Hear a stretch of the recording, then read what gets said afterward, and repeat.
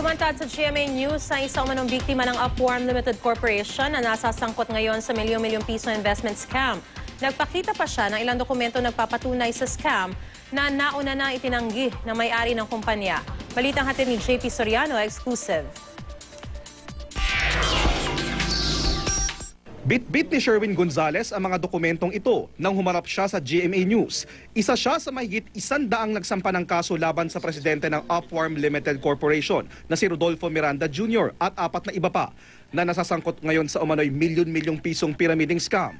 Ipinakita ni Gonzalez ang mga checking galing umano kay Miranda. Komisyon daw dapat ito ng mga miyembro. Ang kaso, tumalbog ang mga cheque. Meron kaming proofs na sa kanya kami nagre-remit ng pera. Actually, kompleto ako ng mga documents na wala naman akong pinagbayaran ng iba kundi sa account niya mismo.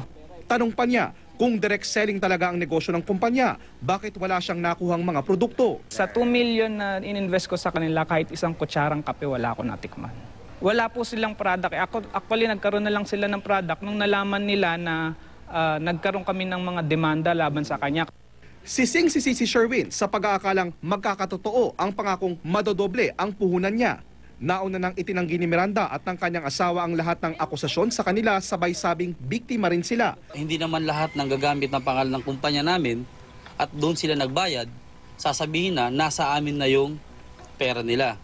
Ayon sa NBI, sinampahan na ng reklamong syndicated estafa sa DOJ ang 5 opisyal ng Upworm, pero patuloy pa rin daw ang operasyon nito at binago lang ang pangalan ng website. Muling paalala ng NBI sa publiko, mag-ingat at magsaliksik munang mabuti bago pumasok sa anumang investment. Dahil kung ang alok at pangakong tubo raw ay tila masyadong magandang pakinggan, malamang daw wala rin itong katotohanan. JP Soriano, GMA News.